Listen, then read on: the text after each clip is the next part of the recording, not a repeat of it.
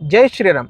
నిన్న హైదరాబాద్లో పెట్రోల్ బంక్లో ఒక సంఘటన జరిగింది. భాయ్ భారత్ మాతా కీ జై ఐసా మత్ బోలో మేరీ జాన్.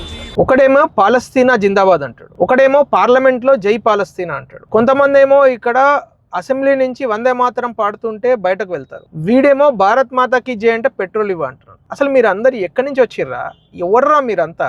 మీకేమైనా మ్యానుఫ్యాక్చరింగ్ డిఫెక్ట్ ఉందా, లేకుండా మొత్తం జాతంతా ఇంతేనా? ఇంకో విషయం, వీళ్ళందరూ కూడా చాలా క్లియర్గా ఉంటారు. వాడు ఎవరికి అమ్మాలే, ఎవరి దగ్గర కొనాలే, వాడంతా క్లియర్గా చెప్తున్నాడు అండి. భారత్ మాతాకి జై అనొద్దు ఇక్కడ అని చెప్పేస్తున్నాడు. ఇంత భారతదేశంలో ఒక భాగమైన హైదరాబాద్లో ఉంటూ భారత మాతాకి జై అనొద్దు అని క్లియర్గా చెప్తాడు. హైదరాబాద్లో తెలంగాణ అసెంబ్లీ నుంచి నేను వందే మాతరం పాడనని కొంతమంది ఎమ్మెల్సీలు ఎమ్మెల్యేలు వాకౌట్ చేస్తారు.